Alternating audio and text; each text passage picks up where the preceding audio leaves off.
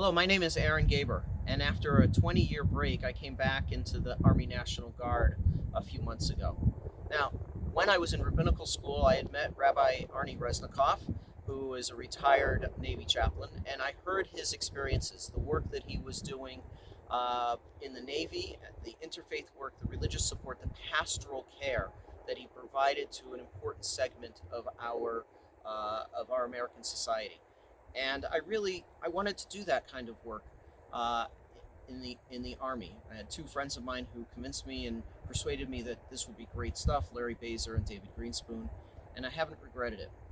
Now, as I said, I took a break for 20 years. When I moved from my first pulpit in Maryland, where I was in the Maryland National Guard, to New Jersey, my synagogue was much bigger. I was incredibly busy. I had little young kids, and something had to go. And at that point, it was the Guard. Not because I didn't like it, I really did like it very much, but because I just didn't have enough time. And about a year and a half ago, Larry Bazer and I were talking, and he was trying to persuade me to come back in. And I said to him, I can't come back in, I'm too old. And he said, no, no, no, you could get an age waiver and you could come back in and serve. I said, okay. Now, look, the benefits to serving, besides the work that I do with interfaith work, pastoral care, religious support to soldiers and to their families, on the personal benefit side, there's an income, which is helping me get the last of my kids through college. There's also health care. I can buy into the TRICARE health plan instead of going out onto the general market. I have a small synagogue that will provide me health care.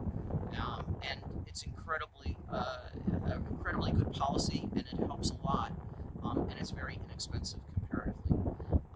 I have to say that I just finished my first annual training with my transportation battalion, and it was just great work. And I remembered all the reasons why I wanted to work with soldiers to help provide them pastoral care during difficult, stressful times. One of my companies is getting ready to mobilize a year and a half from now, and that brings a whole other level of stress. And I get to help pastor them. I provide religious support, make sure their spiritual needs are cared for, and I get to do a lot of interfaith work, helping people to understand where we as different faith groups have commonalities, and when we disagree, what we can do to get past that disagreement. So it's really been a great experience. If you're considering, or you might want to consider, the Guard or Reserve chaplaincy as a congregational rabbi, I encourage you to really look seriously at it. It's a great way to